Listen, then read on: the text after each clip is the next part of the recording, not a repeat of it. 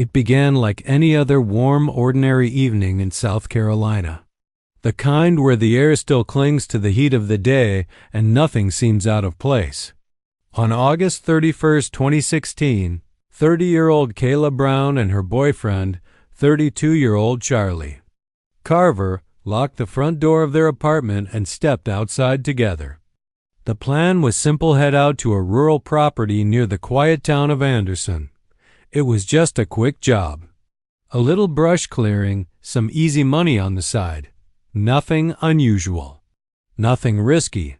Before they left, Kayla messaged a few friends. She sounded relaxed, upbeat. They were planning to grab dinner afterward. Charlie, ever thoughtful, told his mom he'd call her later that evening. It was their normal rhythm. Say goodbye, go do the job, come back home. But this time, they didn't. As night crept in and the hours passed, their phones fell silent. Messages sat unanswered. Calls went straight to voicemail. What had started as a regular day was slowly shifting into something that felt heavier, quieter, something unexplainable. Before we go deeper into this case, welcome to the channel. If you're new here, we cover real-life true crime stories with care and clarity. If that's something you're interested in, make sure to subscribe and turn on notifications so you don't miss what comes next. As the evening wore on, Kayla's phone filled with unread messages. Friends tried again, calling, texting, waiting, but there was nothing. And as midnight approached, the quiet wasn't just noticeable, it felt unnatural. A kind of silence that pressed against the walls. By the next morning, worry had started to grow. Still no replies, still no sign of either of them. Charlie hadn't shown up at work, no message, no excuse. That wasn't like him at all. Kayla's friends checked her social media. Her Facebook, usually active with small updates or pictures of her dog, had gone completely still. No posts, no check-ins, just silence. By the second day, concern turned into a heavy knot of fear. Charlie's mom, Joanne Shiflett, who spoke to her son daily without fail, said she could feel it in her chest, an emptiness she couldn't explain. A mother's instinct that something was wrong.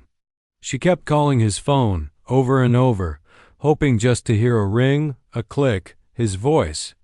But there was nothing. And when September 3rd rolled around, that worry became something else entirely: dread. Joanne reached out to the apartment manager and begged her to go check.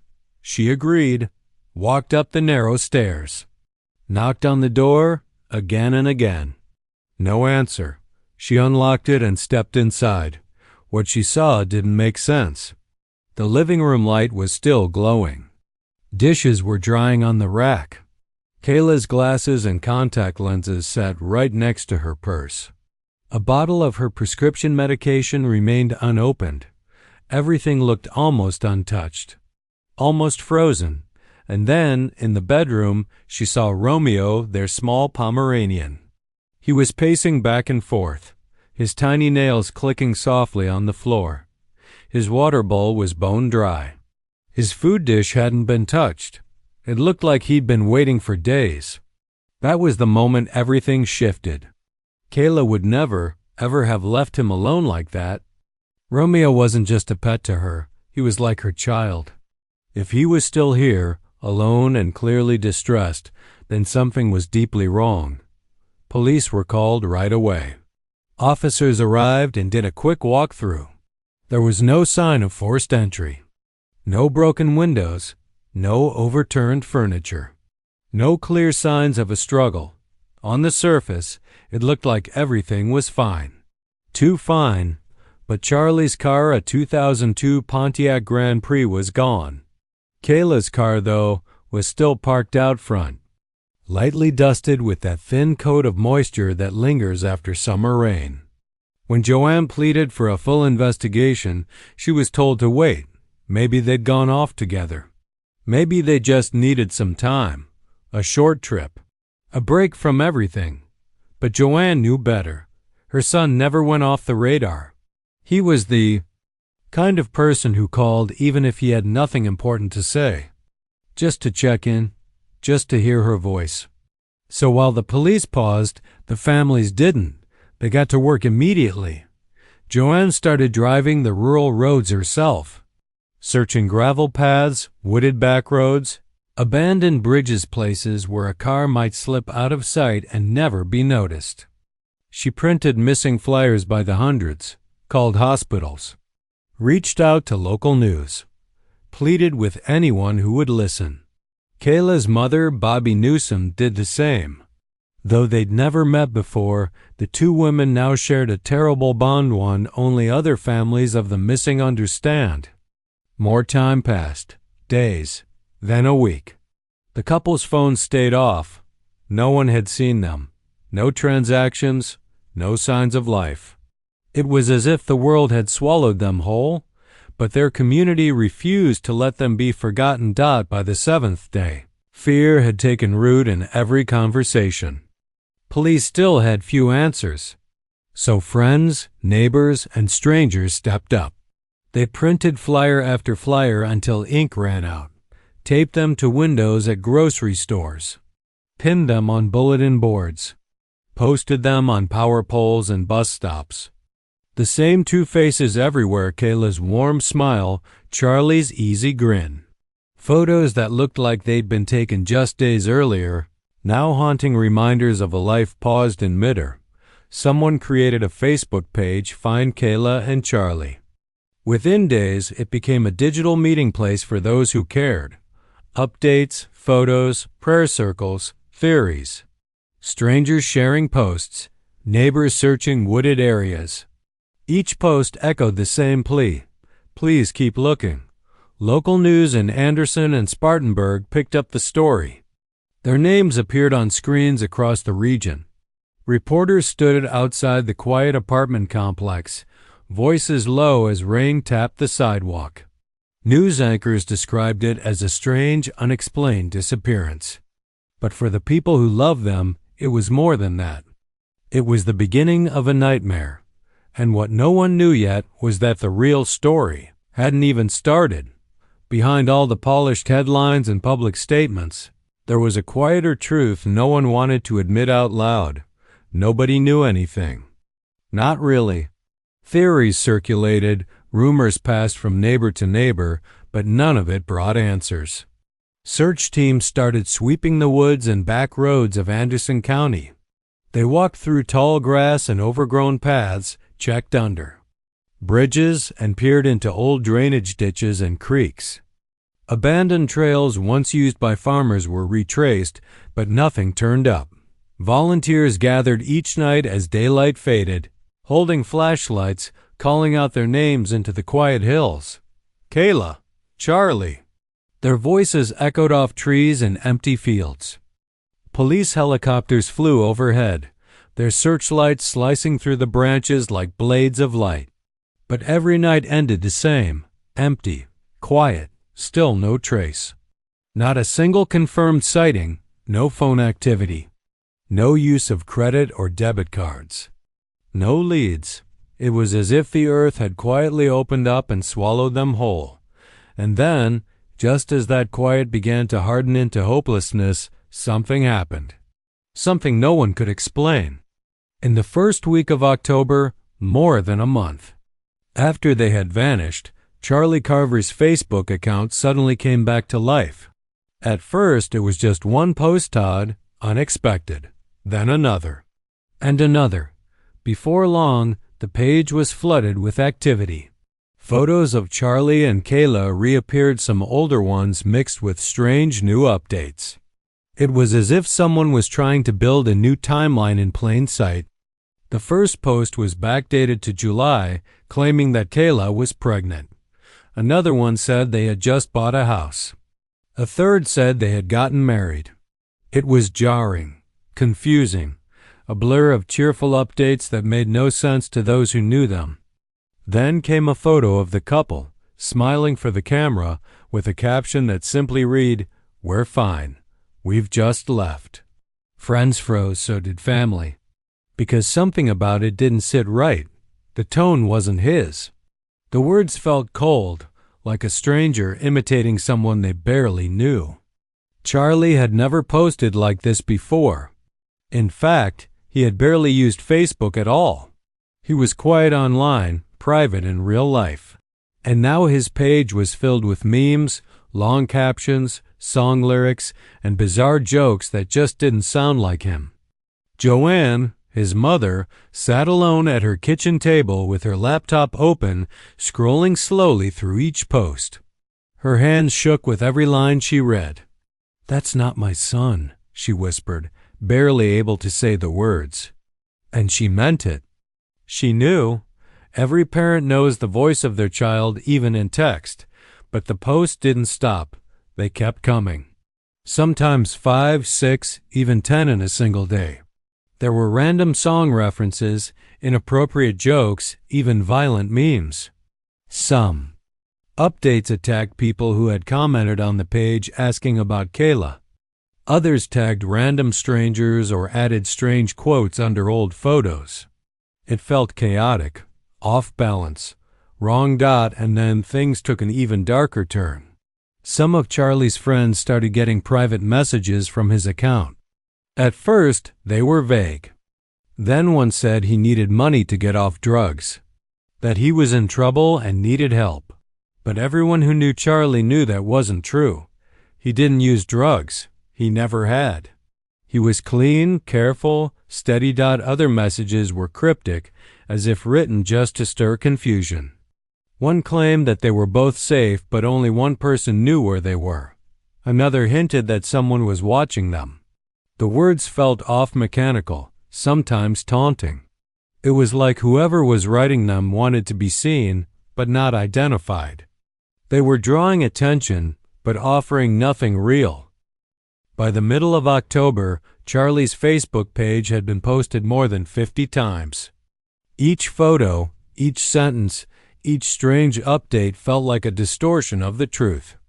Like someone was puppeteering his image from behind a screen. Whoever it was, they weren't just pretending to be Charlie.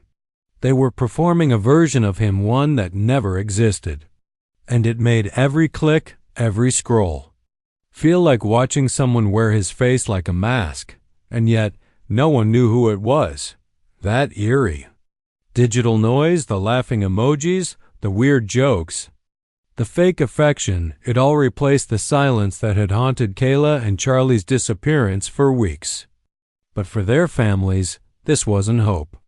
It wasn't a relief. It was something far worse. It was dreadful. The very first post had gone up quietly, late at night, like someone trying to slip it in unnoticed. Just a status update. It read, "Kayla's pregnant." No context. No photo. Just words. At first, some people didn't know how to react. Could it be true? Could they have really just run off together and not told anyone? But that faint, fleeting hope didn't last long. Hours later, the second post appeared. "We bought a house," it read, this time with a blurry image of a front porch that no one recognized. Then came another, "We got married." With every new post, the unease grew. The dates were inconsistent. Some were posted normally.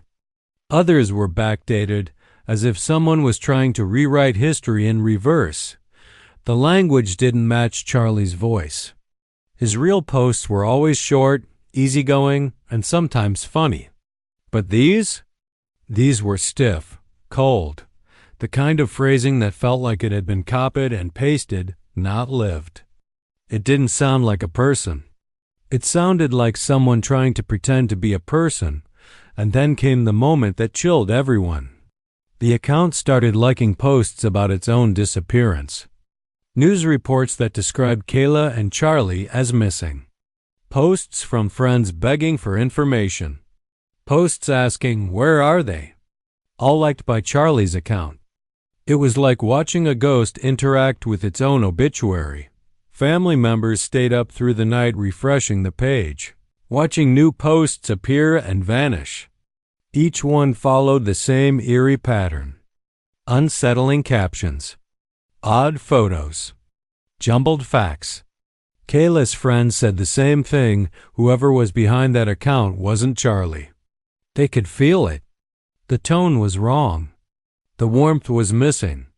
It felt robotic, staged, and increasingly disturbing. Whoever was doing it wasn't just stealing his name. They were stealing his voice, his memory, his identity. The account wasn't bringing answers, it was mocking their pain, using it like a game, playing with the emotions of the very people still searching, still hoping, still holding on. The police were notified and tried to trace the activity. But it wasn't simple.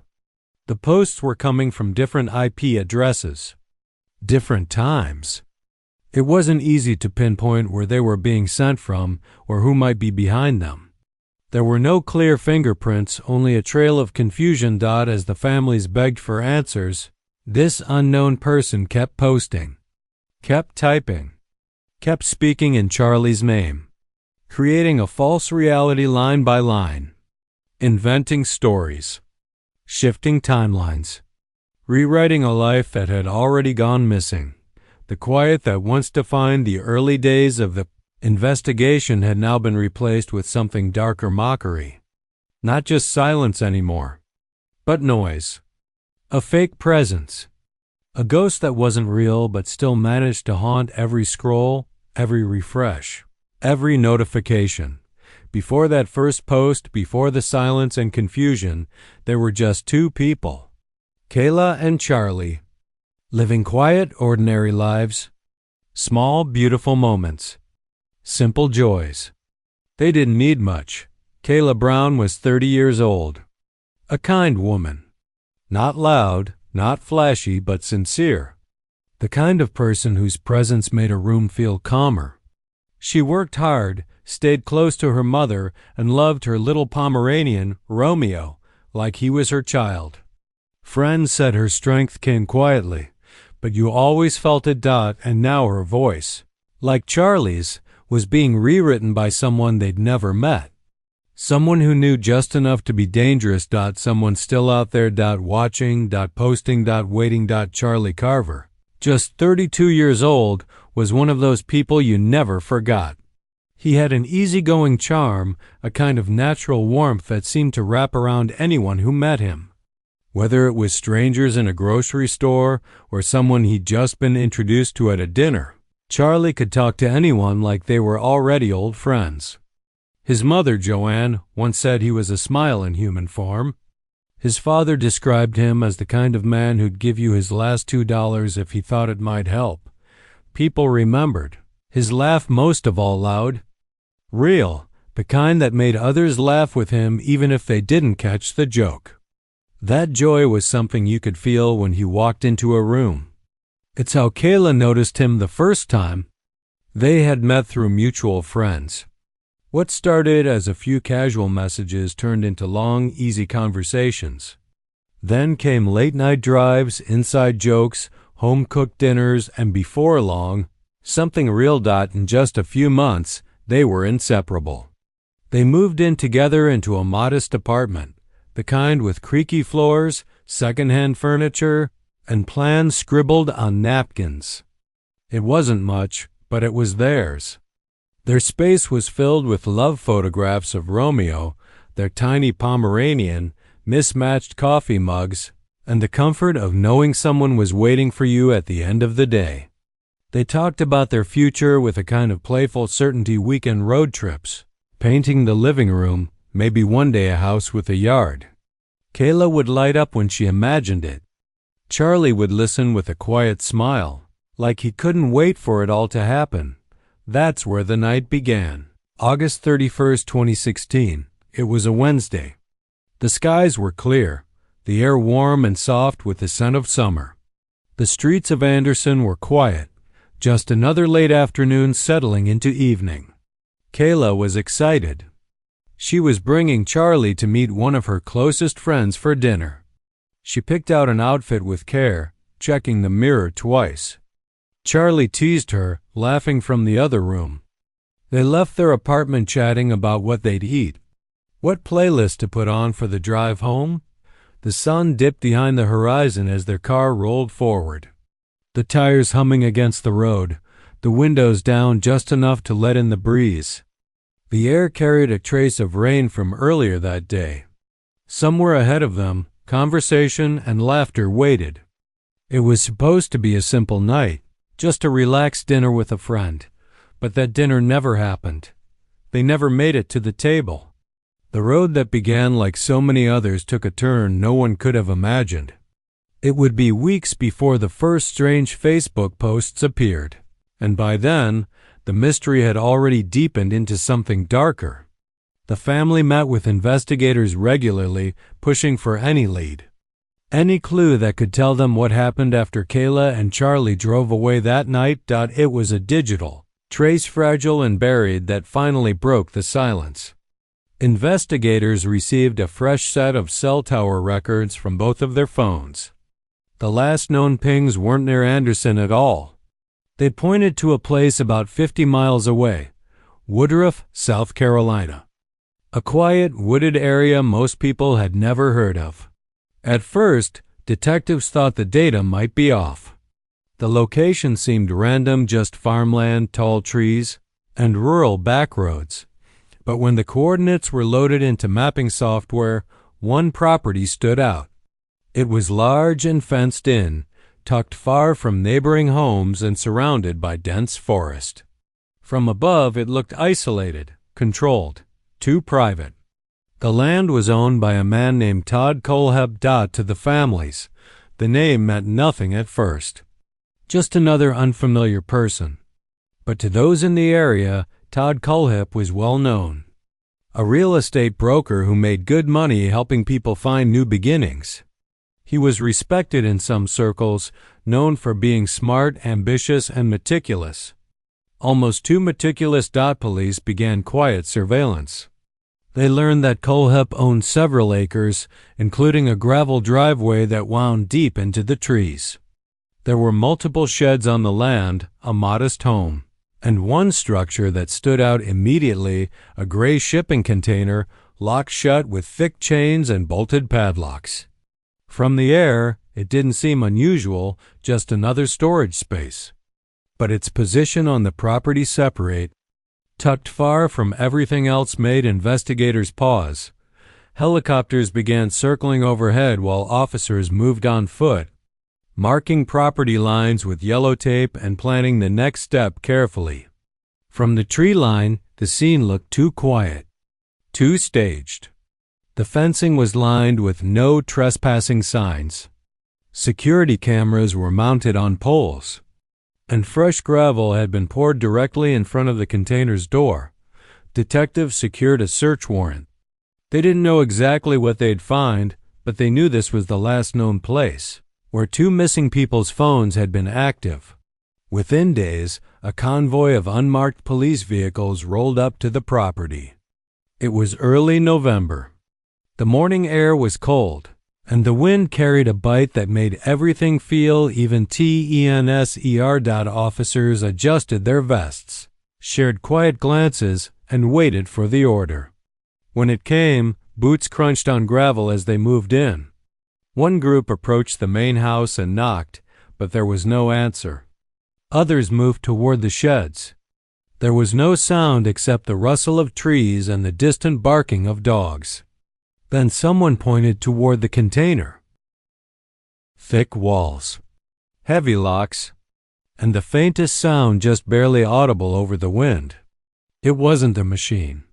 It wasn't random. It was rhythmic. A knock, slow and steady. From the inside. The date was November 3rd, 2016, a Thursday. The sun hadn't fully risen over Woodruff, and the sky was gray with cloud cover. Officers stepped carefully over damp gravel. The warrant had been approved overnight, and now they moved with precision. Some peeled off toward the outer edge of the tree line while others focused on the buildings in the center of the property. Then came something unexpected. Just beyond a narrow incline, hidden behind a cluster of pines, someone spotted tire tracks. The impressions led down to a partially covered area. As they pushed past branches and underbrush, a vehicle began to take shape. It was nearly hidden from view. Charlie Carver's silver Pontiac Grand Prix. Its windows were painted over with brown spray paint. The license plate had been stripped. Inside, anything that might have offered a clue, papers, personal items, had been removed. It had been wiped clean, erased, left behind as if to be forgotten. But it was unmistakable. A hush fell across the group. They marked the vehicle's location and kept moving toward the center of the property, toward the shipping container. The sound continued. That dull thudding from within. It was steady, intentional, not random at all. Then, just as one officer leaned in closer, came a second sound. A voice, muffled, weak, female. Everyone stopped. For weeks there had been only silence, only questions. And now, for the first time since that night in August, there was an answer, just one, but it came from the darkness inside a locked metal box. Someone was alive, and they were waiting to be found. One of the officers shouted toward the container, his voice cutting through the stillness. "We hear you. Hold on." Then came the scramble radios clicking to life, boots moving fast over gravel, voices rising. Someone passed bolt cutters forward. A thick padlock gave way with a snap, but a second one held tight. They tried with keys, then crowbars. The steel groaned under the strain as they worked in sync, forcing the hinges until, with a sharp metallic crack, the last lock gave out, the heavy container door swung open, and a shaft of sunlight pierced the dark interior like a spotlight. Dust spiraled in the air, thick and unmoving, like fog frozen in time. It took a few seconds for their eyes to adjust to the dimness. Then they saw her, Kayla Brown. She was sitting at the far end of the container, her back pressed against a metal wall, a thick chain secured around her neck and fastened to a steel support beam. Her ankles were bound, her wrists rubbed raw from struggling against handcuffs that had dug into her skin day after day. A flattened dog bed lay beside her, filthy, torn, and soaked from time. It had been her only cushion, her only piece of comfort. Her face was pale, drained of color. Her hair was tangled and matted. Her voice came out barely above a whisper as she spoke. "Help me," she said, trembling. One officer rushed forward, unfastening the chain from around her neck. Another radioed for medical support, his voice tight with urgency. When the first cuff clicked loose, she grabbed the arm of the officer beside her, clinging to him like a lifeline. Like a child lost in a storm, her first words came slow and broken, but clear enough to change everything. "Charlie's dead." A hush fell over the space. No one moved. The only sound was her breathing and the faint hum of a generator outside. The weight of what she had just said took a moment to land. She had been in that box alive for 65 days. When she stepped out into the daylight, the sun struck her face for the first time in over 2 months. She squinted against the light, her eyes watering, her body trembling. Still wrapped in chains, she whispered again, "He shot Charlie. He kept me here." The officers exchanged glances, their expressions shifting from relief to horror. They had found her, but what she had survived and what she carried with her was only beginning to be understood. Behind them, the forest stood still again. The trees swayed gently. The container door hung open, hollow now, its echoes filled only with the soft sound of chains dragging across the floor. But for the first time in 65 days, Kayla Brown was breathing fresh air. She was free. At the edge of the gravel road, the ambulance waited with its doors open. Diesel exhaust drifted into the cold morning air, mixing with the static hum of radios. Kayla sat wrapped in a gray blanket, her hands still shaking, her voice barely steady. Yet she was ready to speak. Officers crouched beside her, notebooks in hand, pens poised. Their faces were focused, serious, but not distant, just stunned. She spoke softly. almost as if afraid he could still hear her from somewhere beyond the trees. "Todd Colehep," she said, her voice flat. "He shot Charlie 3 times." The words didn't echo, but they lingered like smoke in the cold air. No one interrupted. She swallowed hard, then added, "He wrapped him in a blue tarp, dragged him with a tractor, and buried him near the shed." One of the officers gave a slow nod, signaling her to continue when ready. She kept her eyes low, watching the gravel as if watching it replay everything she'd endured. Her voice barely wavered. "He chained me to the pole, by my neck. I couldn't move more than 3 feet in any direction." She paused. "He came twice a day, once to bring food and once to—" Her voice cracked. She blinked hard, forced the words forward. "To do what he wanted." She went quiet for a moment, then continued. "He said if I screamed, no one would ever hear me. And he was right." A paramedic placed a careful hand on her shoulder. She didn't flinch. She didn't stop. It was as if part of her was still trapped inside that box, and the only way out now was to speak through it. "He told me he'd done this before. Said there were more graves on the property. Said he'd been doing this a long time." Her tone changed then. Distant, flat, as if reciting something she hadn't just heard, but lived. "He said his body count was in the high double digits. And he laughed when he said it." The officers looked at one another uneasily. One of them turned slightly, speaking into his shoulder mic, repeating everything she said word for word to the command post back at the house. Kayla kept going. "He said he liked control. He said once they stopped fighting, it was peaceful. For a long moment, even the wind seemed to hold its breath. The forest was quiet. The officers were quiet. Everything waited. Then the senior investigator leaned in. His voice was gentle, steady. "Kayla, is there anything else? Anything you heard, saw, or smelled that might help us find Charlie?" She hesitated, then slowly nodded. "There's a pile of dirt near the tractor path. It smells like something dead." That was all they needed. Within minutes, search teams moved fast. Shovels, cadaver dogs, metal detectors. Officers surged back across the property. Kayla was lifted gently into the ambulance. She didn't let go of the blanket, holding it tight like armor. The vehicle pulled away, tires crunching over gravel. As lights flashed behind her. Back at the property, floodlights flickered on. Radios buzzed. Officers called out coordinates. Boots pounded through wet underbrush. And then one of the dogs stopped. Near the shed, right at the edge of the clearing. It began to bark loud and sharp. Officers dropped to their knees, digging. The sound of metal scraping earth broke the stillness. Then a flash of blue. A corner of tarp. They had found Charlie. By sunrise, the entire area was sealed off. Crime scene tape fluttered in the breeze. Forensics teams moved in. Officers stood at the perimeter, guarding every entrance.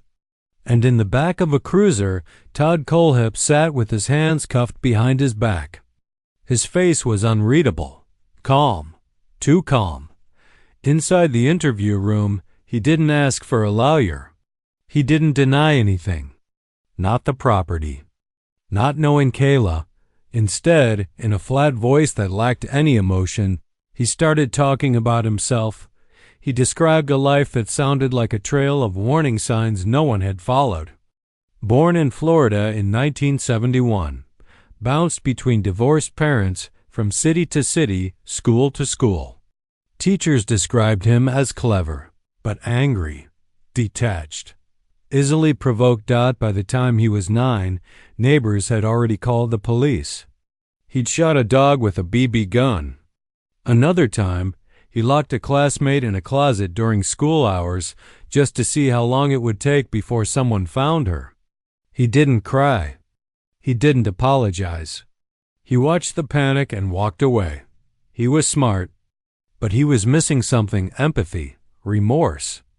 Whatever you call the thing that tells people not to hurt others. As he spoke, officers listened, some taking notes, others watching him closely, trying to understand who they were sitting across from. He seemed to enjoy the attention, as if finally someone was paying close enough attention to the story he'd been dying to tell. And this, what had happened to Kayla and Charlie, was only the beginning. At just 15 years old, Todd Kohlhepp committed an act so violent and disturbing that even the people who already saw him as troubled could not comprehend it. He kidnapped a 14-year-old girl, restrained her, and assaulted her before threatening to harm her entire family if she told anyone what happened. But the terrified girl found the courage to speak. Kohlhepp was arrested the same night. Prosecutors charged him as an adult, and he was sentenced to 15 years in prison. He walked in at 15. He walked out at 30. Nearly half his life was spent behind bars. But when he was released in 2001, he wasted no time creating a new image, one polished enough to disguise who he truly was. He moved to South Carolina, changed how he spoke, softened his edges, and built a mask that people would trust. He enrolled in college, earned a business degree, and opened his own company, Todd Kohlhepp and Associates, a real estate brokerage that grew faster than anyone expected. He sold homes to young couples, starting fresh, and retirees searching for peace. He cracked jokes during showings, offered advice with confidence, and advertised himself as someone who could turn dreams into keys. Clients described him as funny, sharp, and efficient. He was the man who could get things done. He bought property, acres of it, and filled it with sheds, dirt bikes, and weapons. He earned a pilot's license, collected vehicles, and wrote hundreds of online reviews for anything from books to knives. To the outside world, he looked like a success story. But beneath it all, he was keeping score, quietly, patiently. In 2015, a young couple, Johnny and Megan Coxey, vanished. They were newlyweds, struggling to stay afloat, and had recently started doing cleaning work for Kohlhepp. When they didn't come home, friends assumed they had left town. No one thought to connect their disappearance to him.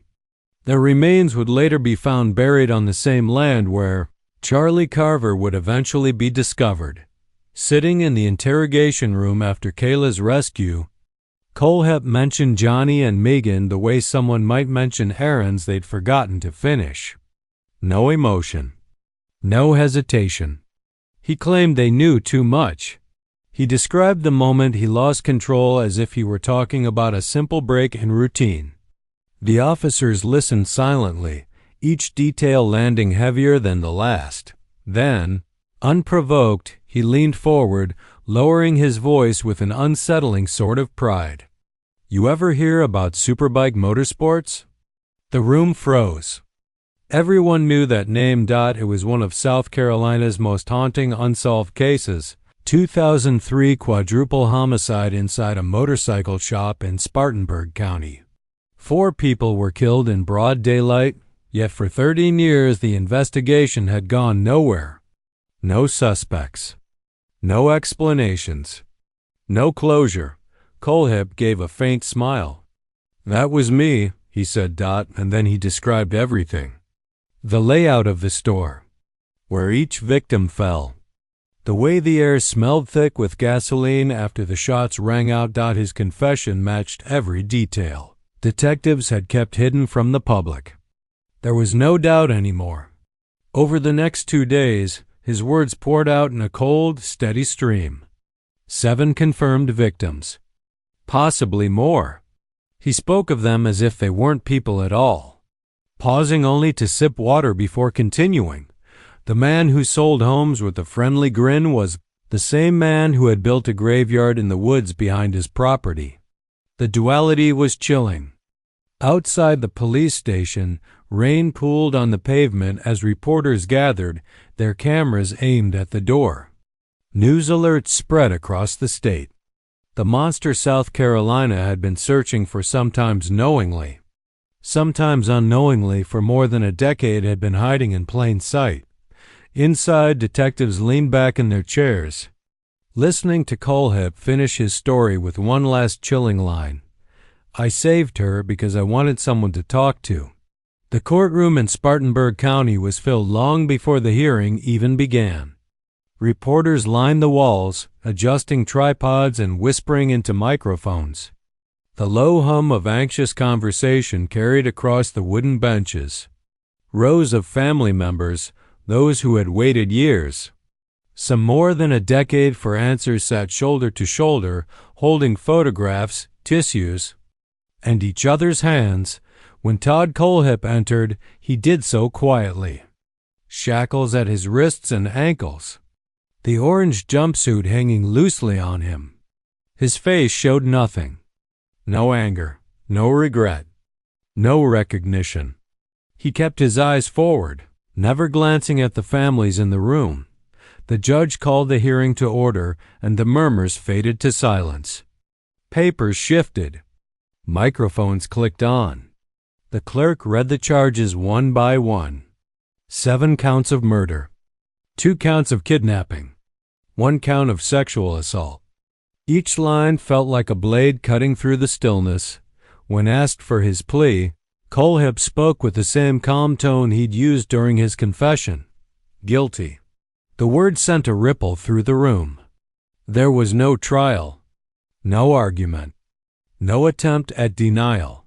He accepted a deal that removed the possibility of the death penalty in exchange for a complete confession. The judge asked again to be certain he understood the consequences. Again, Kohlhepp replied, "Guilty." Across the courtroom, Kayla Brown sat between 2 victim advocates. Months had passed since her rescue, but the memory of the container still lingered in her eyes. She listened as the prosecutor described her ordeal in quiet, measured words. She did not look away. She did not cry. It was as though every second she had survived inside that steel box had built a strength she now carried openly. When asked if she wished to speak, Kayla stood. The room stilled instantly. Her voice was soft but unwavering. She didn't raise it. She didn't need to. She simply told the truth. She described the man in the orange jumpsuit, what he had done, how he had chained her, and how she survived because she refused to surrender the one thing he wanted most, her fear. "I was alive," she said, "because I decided I would be." Kohlhepp stared at the table, his expression unchanged. Then came the families. One after another, they approached the podium, parents, siblings, widows, each carrying their own memories, their own grief. Some spoke through tears, others couldn't speak at all. They talked about birthdays missed, holidays left empty, chairs at dinner tables that would never again be filled. When Charlie Carver's mother stepped forward, her voice caught only once. She said she had prayed for her son's body to be found, not because she wanted the finality, but because she needed the truth. She thanked Kayla for her courage, saying she hoped no one else would ever have to endure what Charlie went through. The judge listened to every word. When the last statement was made, he paused, then delivered the sentence slowly, deliberately. 7 consecutive life sentences. No parole, no appeal. No possibility of release. There would be no more real estate deals. No more masks. No more victims. Kohlhepp stood motionless as deputies approached. The chains at his wrists clinked softly as they turned him toward the side door. For the first time in years, the people he had terrorized, not just physically, but through years of fear and unanswered questions, finally saw him disappear for good. And this time, the door closed behind him. He didn't turn back. Not once. Outside, a cold drizzle had started, the kind that barely makes a sound but soaks into everything. Rain tapped gently against the concrete steps of the courthouse. Reporters called out as he was led away, their voices sharp with questions. But none of the families answered. They moved in quiet formation, walking past the cameras with their heads bowed, not in grief, but in the quiet weight of something that finally had a name. The nightmare after all this time was over. Kayla came last. The doors creaked open behind her as the crowd instinctively parted. She stepped forward slowly, the cold air brushing against her skin like something unfamiliar. At the top of the courthouse steps, she paused. Her eyes drifted outward, not looking at the cameras, but through them, as if searching the horizon for something she wasn't sure could ever be found. Then, without a word, she turned and disappeared into the crowd.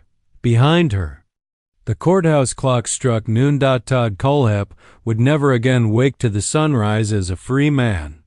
And somewhere far from courtrooms and flashing cameras, deep in the pines of Woodruff, the wind moved softly through the tall grass and trees, whistling past the graves he thought would remain hidden forever. The courthouse emptied, but the stillness it left behind lingered for hours, maybe longer. The echo of that day wouldn't fade easily. Not for those who were there. Not for those who had waited years for answers. Months passed. Yet the ripple that case sent through South Carolina never really calmed. The name Woodruff, once just a dot on a map, now lived in the same breath as tragedy. People spoke it with lowered voices, the way you speak of something sacred or broken. The families returned to lives that no longer looked like the ones they had known. The same houses, the same streets, but nothing inside them felt the same. Birthdays came and went more quietly. Holidays passed with fewer chairs filled. The walls held memories, but they also held absence. Photographs that once brought comfort became fragile portals to a time that now felt too far away to touch. They smiled back from shelves and mantels, but the people inside them no longer walked through the door. In the years that followed, civil suits slowly began to take shape, not out of bitterness, but out of the need to document what had happened. It wasn't about money. It was about acknowledgement. A way to make sure the courts didn't just move on and forget. A way to say, this was real. This mattered. Kayla Brown filed suit against Todd Kohlhepp, his real estate company, and his estate. She wasn't looking for revenge. She wanted the truth in writing. She wanted the system to look at her not as a footnote in a headline, but as a person who had lived through something unimaginable. She wanted the legal record to reflect what he had done and to make sure time wouldn't soften it. The ruling came down months later. The court awarded her $6.3 million in damages. The money couldn't undo what was done. It couldn't erase a single day she'd spent in that container. But it stood as a legal statement. She had survived, and what she said mattered. Reporters covered the ruling, but Kayla stayed quiet. She didn't do interviews. She didn't return to the courthouse. She lived differently now, quietly, away from lights and microphones. Friends said she spent most of her time working, caring for Romeo, the little Pomeranian who had waited so long for her return. She tried to rebuild her life, one slow and deliberate step at a time. When she did speak, her words were brief and intentional, like someone who had already said more than anyone should ever have to say. For Charlie Carver's parents, the grief never fully faded. It just changed shape. Time did not soften it, but it gave them space to carry it. Over the months and years that followed, they spoke often not of how he died, but of how he lived. His mother, Joanne Shiflett, told stories about his generosity, about how he would give his last dollar to help someone else. She remembered the way he laughed and how that laughter filled rooms. His father talked about how Charlie had a heart too big for this world, how even on his worst days he could still make someone smile. They refused to let his story end in horror. They chose to honor him through kindness, volunteering at shelters, donating to missing persons organizations, speaking to families who were still searching. Every act of care became a quiet way to keep his light alive, a gentle rebellion against the cruelty that had taken him. Meanwhile, Todd Kohlhepp remained behind the tall concrete walls of Broad River Correctional Institution. serving his 7 consecutive life sentences in near total isolation. The world outside moved on without him. His name slowly faded from the headlines. His real estate office was shut down. The buildings were sold. The land, once a quiet backdrop for some of the darkest secrets in the state's history, was cleared. The container dismantled. The earth turned over, but those who had stood there, those who had walked across that property, said the air still felt heavy, as if the soil itself remembered. Years later, documentaries revisited the case. Podcasts broke it down in episodes. They detailed every missed red flag, every misstep, every life stolen too soon. But outside of the headlines and production credits, real people continued the quiet work of living on. For Kayla, survival was not the ending. It was the beginning of something else entirely. Something slower. Something lonelier. But also something deeply courageous. Every ordinary day she lived grocery shopping, walking the dog, laughing with a friend, became a quiet act of defiance. Proof that he hadn't taken everything from her. For Charlie's family, love became their way forward. Love that showed up in small gestures, in community fundraisers, in kindness to strangers, in the decision to remember who Charlie was, not just how he died. And for South Carolina, the case left behind a warning too stark to ignore, that monsters don't always hide in dark places. Sometimes they wear ties, shake hands, sell homes. Sometimes they look like the person you trust to help you start a new life, while secretly burying lives in the woods behind their own. But the earth had given those secrets back. And justice, though late, found its way home. Stories like this don't always leave you. They sit with you, quietly, long after the video ends. Long after the last line is spoken. What happened in that rural stretch of land wasn't just a crime. It was a reminder. That evil doesn't always announce itself. Sometimes it wears a smile. Sometimes it whispers instead of shouts. And sometimes survival is just waking up each day and deciding, despite everything, that you'll keep breathing. So now I want to hear from you. Do you think people like Todd Kohlhepp are born that way or shaped by the lives they've lived?